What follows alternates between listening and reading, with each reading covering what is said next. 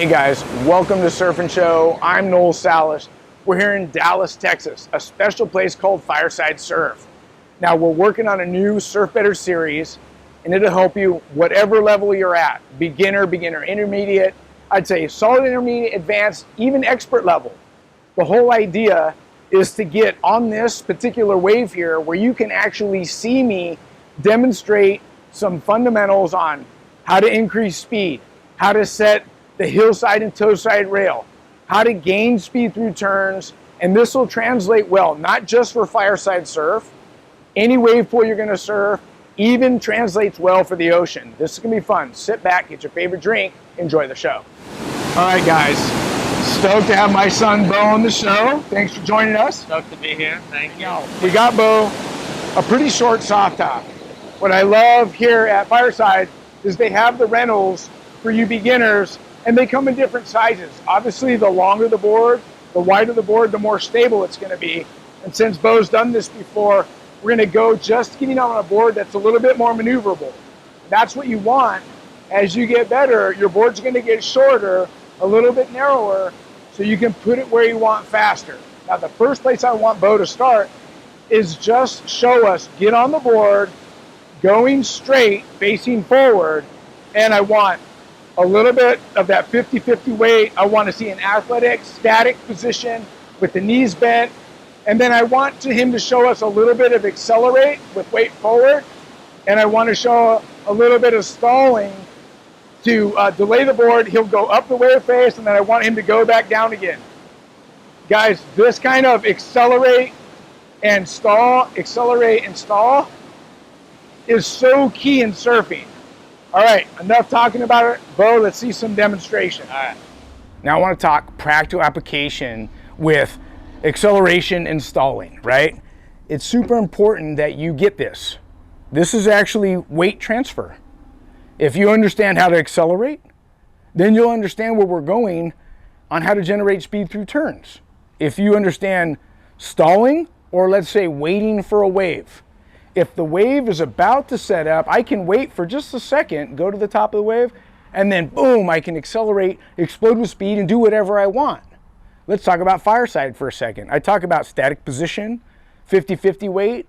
After looking at the footage, it's more like 60% on my front leg, 40 on my back. Why? Because the wave wants to suck me out the back because that's the way the water flows.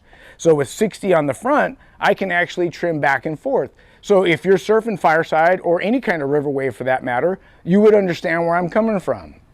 Where we're going next, if we understand weight transfer, you'll understand drive. You'll understand stalling for a barrel. You'll understand accelerating in the barrel to come out the other side. This is gonna be huge. Now, when you and I were working the first time you came, if you wanted to go back and forth on the wave, we needed to work on heel-toe pressure. Right? Yeah. So one of the things I talk about, if you follow the show and you're doing our Surf Better series, is I talk about when we're surfing in the ocean and we want to do a turn, we want to look. So like the head's always going to lead what the rest of the body does. So here at the pool, if Bo's standing on the board at 50-50 weight and he's facing where the water is coming up at him and he wants to go to that side of the wall, he's going to have to look that way and apply toe side pressure, right?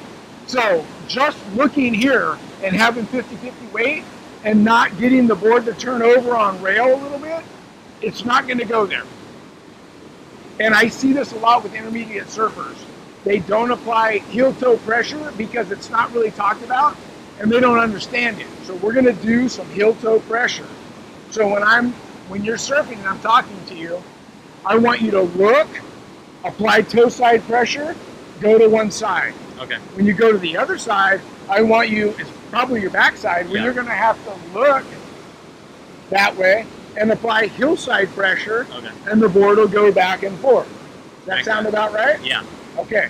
So I want to do a little drill. I just want to go heel toe, and show you how I can generate speed riding the surf skate, and then I'm going to take it a little bit further and do heel toe pressure with holding the weight on the toes a little bit longer, the heels a little bit longer, and you'll see that the turns are actually a little bit more drawn out. You can hear the wheels gripping the ground, and I'm generating speed by hitting my rails. That's what we're gonna be doing as this series gets deeper.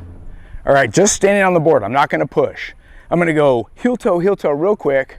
That's gonna give me a little bit of speed as I hit the rails, and then I'm gonna get a more drawn out turn as I hold the toe side and the heel side a little bit longer. Okay, here we go. So I'm gonna go heel toe, and just wiggle a little bit, and that's gonna get me started. And now I'm going toe side, heel side, and the turns are longer. I'm able to generate more speed as I draw out the turns and push hard. Now, just giving you guys a quick understanding of how we can hit toe side, heel side real quick. Where would we do that in surfing? Well, if we hit the toe side real quick when we hop, we're actually hopping on the toe side rail. That's a form of generating speed because our body's going like this as we jump or bounce or hop up on that toe side rail. Or vice versa, we're surfing a place that's got a flat spot. We kind of go toe side, heel side, and we generate speed that way. The idea is, once you understand that having toe side or heel side pressure is applying a little bit of traction to that toe side rail, now we can generate speed. And something as basic as surfing Fireside, learning to go toe side and heel side, engaging the rail is also going to give us a bit of control over the board, give us the traction and hold, and the more we get accustomed to doing that, the more comfortable we'll get on the board. All right, so we got heel toe pressure, generating speed, being able to set whatever rail you're pushing off of. Now I want to talk about something super basic. If I'm coming towards you, let's say this is front side for me, and I want to do a cutback. Something super basic, which I feel like most intermediate surfers, it would be your first turn, where we're going up and we're trying to cut back. I see a lot of intermediate surfers not leading with the head. That's why I've been talking at Fireside, we lead with the head. Everywhere we look, it starts here first and everything follows. Okay, let's say I want to do my cutback. As I go to do my cutback, I do a shallow bottom turn, I push off the toe side, come up into the top of the wave, and now I want to do my cutback. I just want to point this out. Where's my weight when I come up to the top of the wave? I'm going to turn this way so you can see it. I'm going to set the heel side rail at the top of the wave with 60% of my weight on my back leg and probably 70% of my weight on the heel. I got to dig the actual heel side rail into the wave so I have traction. And then after I set that, I'm going to look back in the cutback. I'm going to show you this way. I'm going to look back in the cutback so that way the head's leading where I want to look back at the power source or however far back I want to take this cutback to. All right? So as I look back, it's going to actually bring my trailing arm across my chest. And as I look back this way, now it's actually causing me to transfer my weight. I've been talking about transferring weight. This is the gas pedal, this is slow. This is gas pedal. When we set a turn, we better start with our weight back here. And then as we go through that turn, if we can push on the gas pedal, we'll actually accelerate through the turn. You guys think what I'm giving you at Fireside is super basic, and it is. But if you don't have complete understanding, as we go deeper into this, you won't understand acceleration through turns. Then you won't understand what drive is.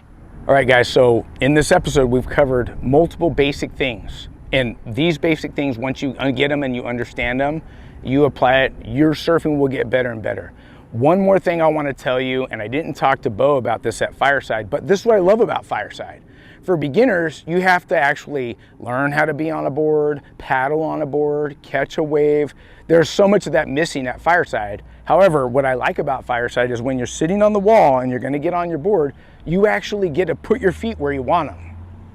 For you guys, we're learning heel toe pressure, we're talking about cutbacks, we're talking about acceleration, we're talking about stalling. If you want nice precise turns, and this is speaking to every beginner, intermediate, advanced surfers, we've got to have our back foot all the way back on the tail kick.